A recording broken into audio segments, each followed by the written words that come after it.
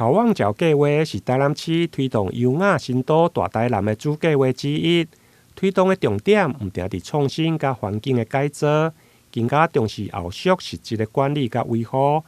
其中位伫丹门路甲裕丰街交叉路口边仔的东城神龙，更加得到台南市政府111年度校网照管理维护考核、公共甲景观类的第1名好成绩。伫咱东区的东门路参咱即个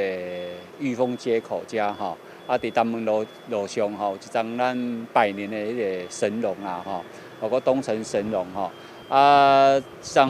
榕树吼，其实是伫东区内底真有指标性吼，也不输于我们的这个东门城吼。那以前要进到我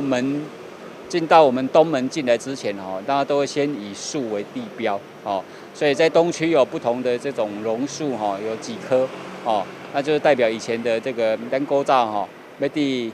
外围要进到城门来的一个方向啦哈。这张树啊，得到咱这个农业局哈，它算是一个100年神龙的这个认证哦。那我们也透过这个一度隔壁哈，有一个迄个咱的碗粿哈，卖碗粿这个头家呢真热心。这个抗地哈，我们就跟它结合哦，把它打造成一个街头的一个转角哦，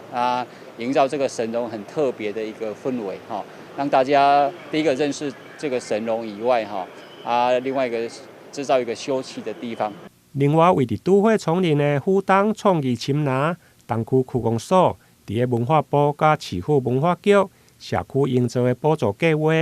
建立了虎东创意深拿导览说明牌的灯箱，利用错落堆叠的立体镂空，透过灯箱来吸引人潮，嘛成为民众翕相打卡的景点。台南新闻林根采访报道。